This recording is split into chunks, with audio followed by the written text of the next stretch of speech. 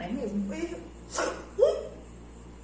Vocês já estão aí, gente. Olha como tá nossa boca de pirulito. Acabou o intervalo, nada. Vamos voltar para nossa aula de língua portuguesa e prática de produção textual. Bem-vindos! Atividade errada por quarto ano, velho. Meu Deus do céu, que situação. Esse pirulito não era pra acontecer isso. Ó, acompanha a gente, pega o pirulitinho aí, adoça a sua vida com o pirulito e com a aula de português e produção textual. Afinal, né, gente? Pra que algo mais doce, mais suave. E tem tudo a ver com o tema, né, tia Júlia, da aula de hoje? Tudo a ver. O poema cibernético, o poema visual, tem tudo a ver. Então, vamos começar a conversar sobre o poema visual, o poema cibernético, para vocês entenderem a diferença? Vamos lá? Então vem com a gente. Bem, olha só, pessoal. Vocês do quarto ano já estudaram durante alguns anos seguidos o que seria o poema. Então, subentende-se que o quarto ano já sabe o que é um poema, sabe escrever um poema. Sim. Com versos, estrofes, rimas, título. Mas, de qualquer forma, nós vamos relembrar para vocês o que é esse poema, tá? Então, o poema, de modo geral, ele tem o objetivo de trazer um pouco sobre as sensações e as emoções daquela pessoa que está escrevendo. Então, de acordo com cada temática, a pessoa vai escrever o seu poema e ele vai tentar fazer rimas entre as palavras. Porém, não é obrigatório, né? Existe esse tipo de poema também que não precisa ter essa rima. Mas a gente gosta da rima, né, gente? Vamos combinar. A gente gosta da rima. É um diferencial dos poemas. E a partir disso, né, desse poema com versos, que são versos em quarto ano. Será que quarto ano lembra? Isso, galera. São as linhas. Então, a gente vai contar os versos por linhas. Cada linha é um verso. O conjunto dessas linhas são as estrofes. Vocês já sabem muito bem. E as rimas, essa brincadeira que a gente faz com os sons das palavras. E a gente consegue fazer uma ligação entre o nosso pensamento e aquela ideia do texto, finalizando o nosso poema. Joia? E a partir daí, a gente tem também a construção do poema visual, que vocês já estudaram em capítulos anteriores, junto com a tia Rada e junto com a tia Júlia. O poema visual, galera, nada mais é do que a construção de uma mensagem através do visual. A gente está falando pelo nome, poema visual. Então, se eu quero falar sobre o meu amor pelo quarto ano, que é infinito, eu faço esse poema visual em forma do infinito. Então, a primeira etapa vai ser, eu construir o desenho, eu vou pensar no desenho, é o infinito, beleza. Aí, eita que infinito esquisito. Aí, pra gente poder construir esse poema, ao invés de eu deixar o desenho puro, que ninguém vai entender, eu vou escrever que o nosso amor pelo quarto ano é infinito, nesse formato. Então, vem aqui, o nosso amor pelo quarto ano é infinito. No formato de um infinito. Assim, eu acabo de construir um poema visual. Tia Júlia, muito fácil. Tia Rada, muito fácil. Fácil demais. Não é fácil? Top.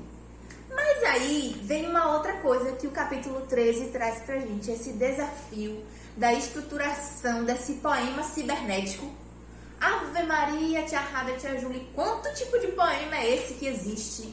Galera, é porque a gente vai se atualizando, se reformulando, tendo acesso às tecnologias e a gente vai reconstruindo esses gêneros. Então, lá no capítulo 13, a gente vai ver um exemplo de poema cibernético, que pode ser tanto um livro, que a gente transforma ele em algumas ideias em poema e coloca na internet, quanto poemas visuais que também vão para a internet. Então, nada mais são do que poemas que a gente constrói e que a gente reformula eles em sites e faz postagens na internet, tá bom? Existe também a possibilidade do leitor ver um poema cibernético e querer modificar ele. melhorar ele, aumentar, diminuir. Isso tudo faz parte da construção desse poema cibernético. Olha que interessante. Já pensou se a gente visse alguns poemas visuais transformados em poemas cibernéticos dos nossos alunos na internet? Que incrível, tia Julie. Que a gente colocasse o nome de vocês no Google e já aparecesse. Que chique, hein, pessoal? Que chique, ostentação. E o 4º ano é ostentação. Aí a gente tem um outro exemplo aqui. A gente tem um exemplo das batidas do coração. E a mesma coisa do poema visual. A gente pode colocar a mensagem que a gente quer passar nesse formato das batidas do coração. Então as palavras vão estar aqui. O texto, ao invés de estar em versos, em estrofes e em rimas alinhados um abaixo do outro, vão estar no formato daquilo que eu quero passar. Pode ser em formato de coração, pode ser em formato de bola de futebol, o que vocês quiserem. Pode ser assim também, para falar sobre conectividade, conexão entre as pessoas, recarregar as baterias, a pessoa que está cansada, enfim. É um número infinito de possibilidades para a escrita do nosso poema cibernético. Gente, eu tô fã, eu já vou fazer vários, vou postar. Tia Rada já gosta também de um poema, Tia Rada também já, entendeu? Gosta disso.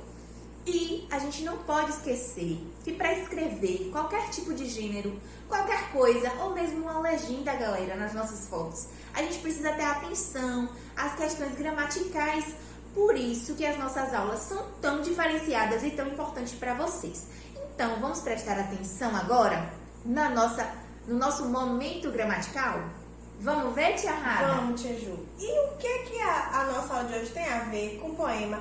A sonoridade, não é? Esse jogo que nós fazemos com as palavras para poder dar um ritmo ao poema. Né, tia Ju? A gente não lê assim, igual uma notícia, um conto, uma crônica. A gente lê com emoção, lê com ritmo, mais rápido, mais devagar. Né? Então a gente lê com outro entusiasmo. E para fazer isso, esse movimento, esse ritmo, esse som, o que nós usamos? Palavras. E hoje nós vamos falar especificamente sobre sons. Os sons que algumas letras do nosso alfabeto possuem. Então nós vamos explorar um pouquinho o som do H, né? O uso da consoante H sozinha, digamos assim, junto com vogal. E ela também associada a outra consoante para produzir um som específico. Então, tudo vai girar em torno do H. Por que isso? Porque nós já sabemos que algumas letras, né, sobretudo algumas consoantes, possuem som diferente. As vogais, nós também possuímos algumas formas de pronunciá-las diferente. Né? Nós temos as vogais pronunciadas com som aberto, com som fechado, com som nasalizado, por exemplo. Já as consoantes, elas vão produzir um som ou outro, a depender da posição onde ela esteja na palavra ou a depender do grupo em que ela se encontra, né? Das companhias, né, Rada? Das companhias. Quem esse H tá acompanhando, aí a gente vai descobrir a diferença do som. Muito e você, bom. qual é a sua companhia do lado daí? Já pegou o pirulito? Vamos continuando. Pois bem. Então, nós já sabemos que o H ele pode aparecer em qualquer posição na palavra. Então, temos aqui 3 exemplos, né? Temos a palavra higiene, com H no início. A palavra O, com ele no final, né, da sílaba, só tem uma palavra, né, uma monossílaba.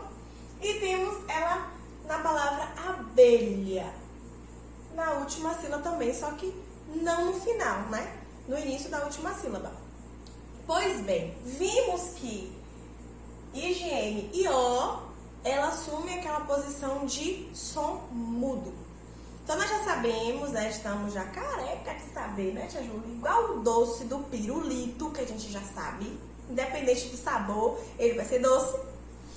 A gente sabe também que o H, ele vai ter esse som mudo, se ele estiver no início da palavra. A gente não pronuncia. No final também. I, O, A, né? As interjeições aparecem ali no final, não tem som. Só que ele pode se associar com algumas consoantes específicas e vai produzir um som diferente. E a gente chama isso de dígrafos. E a gente já sabe que os dígrafos são encontros de consoantes que juntas produzem um som específico da nossa língua e que não pode ser substituído, tá? Então nós temos 4 exemplos, né? Existem outros exemplos de controconsonantais, de dígrafos, mas trouxemos aqui os principais. Como estamos falando do H, a gente já sabe que ele vai se juntar com CH, com C, com L e com o N. E aí ele vai ter esse sonzinho diferente. Nós vamos ter o som de X, né? Que parece com o som da letra X, só que na hora de articular um pouquinho diferente, apesar de a gente não perceber, né, Tia Ju? Então, o CH vai ter o som X, o NH o som NH e o LH o som LH. Então, ele dá essa diferencinha, assim, no som da palavra e não vai ter outra palavra, outro encontro, outra consoante, outra letra que produza esse mesmo som. E temos também como dígrafo o RR e o SS, que eles são duplicados quando estão entre vogais. Porque se eles estiverem sozinhos, a gente já viu, né? O R vai ter o som de Re e o S vai ter o som de Z. Então, a gente duplica. Então, temos aqui como exemplo de dígrafos, né? Chamar, colheita, carroça, carinho. Eu poderia colocar assado ou assadura também, que tem o SS. Mas o nosso foco principal aqui é na consoante H. Então, só recapitulando. Quando nós vamos escrever o nosso poema, a gente tem que saber qual é que vai dar mais sonoridade. O H no início? Não, porque ele é mudo. Então, eu posso associá-lo, né? Colocar algumas palavras com LH, com CH, com NH. Isso vai dar um ritmo, uma sonoridade diferente para o nosso poema. Ou outro exemplo de dígrafo, né? Como o SS e o RR. Ou encontros, né? BR, CR, BR, CL, que também dá um ritmo diferente. Então, beleza? Tranquilo, galera? Eu acredito que sim, porque esse quarto ano é top da galáxia, né? Não, tia Rada? Com certeza, tia Ju. A gente nem comenta. Continua aí com o pirulito de vocês. A gente já recarregou aqui as baterias. Deixa preto. E a gente vai falar agora, sabe de quê? De linguagem figurada. Essa aula tá bem parecendo uma linguagem figurada, né? Tá uma aula muito descontraída, muito leve, nem parece português e produção textual, né? Que vocês dizem que é chato. Ah, tia, é muito chato. Mentira, não é. Vocês estão descobrindo agora. Pois bem, vimos nossos conhecimentos, ativamos nossos conhecimentos ortográficos, agora é hora de ativar conhecimentos linguísticos, né? Continuar ampliando o que a gente já começou a discutir sobre as figuras de linguagem ou os tipos diferentes, né, de linguagem. E nós já sabemos que toda palavra possui um significado e possui uma finalidade. Por isso que a gente utiliza aquela palavra ali naquela frase para poder indicar o que a gente quer, né? Vai do nosso interesse. Mas nós, bons usuários que somos da nossa língua, fazemos o quê? Inovações, né? Beleza? Então, quando a gente atribui uma inovação para uma palavra que já existe, ou seja, um significado diferente, a gente ativa uma coisinha chamada linguagem figurada. Ou seja, todas as palavras têm um sentido original, né? Um sentido que fica registrado no dicionário, como vocês fizeram na última atividade. Pesquisaram lá e viram direitinho. Esse significado original é o significado literal. Quando a gente atribui outro significado, aí ele já vem um figurado. E a gente já pensa um pouquinho, né? Quando fala assim de figura, né, tia Ju? Parece, assim, uma informação transmitida de outro jeito, né? Um desenho também é uma forma de texto, só que ele vai transmitir coisas que o texto escrito não transmite, né? O texto escrito vai trazer palavras. O texto imagético, ele já vai mostrar a expressão, já vai mostrar a ação, como é que acontece, se está caindo, se está levantando, se está em movimento, se está chorando, se está surpreso. Tudo vai estar lá explícito, tá? Então, quando a gente fala assim, linguagem figurada, já sabe, né? Uma outra forma de transmitir a mensagem que a gente queria. Então, pra gente testar esse conhecimento com relação à linguagem figurada, eu tenho 3 frases e a gente faz um testezinho. Temos a frase, a porta está aberta, né? Com o pontinho final. Aqui a gente já sabe que está indicando que a porta realmente, né? O móvel vai estar aberto, né? Dando acesso a um cômodo da casa, seja a entrada, a sala, ou ao quarto, ao banheiro, né? Ou enfim, algum cômodo que tenha porta. A porta está aberta. Se eu, por exemplo, estivesse numa situação com vocês e eu estivesse zangada, eu estivesse discutindo e eu simplesmente falasse, ó, a porta está aberta. Eu estou dizendo o quê, tia Júlia? Baixaria, saia, Ó. se retire da aula agora. Delinha! Eu estou dizendo, ó, a porta é aberta, se você não gostou, pode ir, pode sair, não é? Ou se ele estiver meio chateado e falar, ó, saia, suma da minha vida, sai, não quero ver você. A porta tá aberta, ó, sai, ó, show. Então eu posso usar essa mesma frase com sentidos diferentes. Esse, a porta tá aberta, assume uma mensagem diferente, né? Como pode ter uma entonação positiva também, né, tia Rada? Da mesma forma que a gente trouxe o exemplo do literal, que significa mesmo, a porta está aberta, ela está lá aberta. O negativo, como a gente deu exemplo. E o positivo, a porta está aberta, volte sempre. Com certeza. Pode ser assim também. Olha que interessante a linguagem figurada. Viu? E assim, a mesma frase. O que mudou foi a situação comunicacional, ou seja, em que contexto que aconteceu, né? Contexto. Como foi a situação? Situação boa, a porta tá aberta, vaza canhão. A porta está aberta, situação positiva, venha, eu te amo, eu te quero. Pode morar, a casa é sua. Além dessa forma de uma construção da situação, nós temos também a palavra que ela vai estar associada com outras informações explícitas na frase. E a gente viu muito isso na tirinha, né? Na charge também, no cartoon. Que essa palavra pode aparecer numa frase e as pessoas interpretarem de forma diferente. Mas a gente ficou sabendo pela própria construção da frase, né? Numa fala de algum dos personagens. Vimos isso, por exemplo, na tirinha. Então temos aqui, ó, Joana boiou na conversa. Essa palavra boiar não tem o seu sentido literal, né? Que é o sentido de estar ali, ficar na parte superior da água, né? Ficar ali estagnado, relaxando e não afundar. Isso que é boiar. Mas quando eu já falo que Joana ficou boiando na conversa, ou boiou na aula, ou boiou no assunto, eu estou dizendo que ela não se atentou, ou não estava por dentro, né? Não estava ciente do que estava acontecendo. Então eu estou ali usando a palavra boiar com outro sentido. E eu descubro isso pelos outros elementos. Ó, Joana boiou. Se eu falasse até aqui, eu já ia imaginar que ela estava literalmente boiando numa piscina, numa praia, em um rio, tá? Mas eu já coloco na conversa, então eu já deixo bem explícito ali, né? Tem essa forma também. Do mesmo jeito, eu posso usar a palavra voou, né? O tempo voou, ou seja, o tempo passou muito rápido.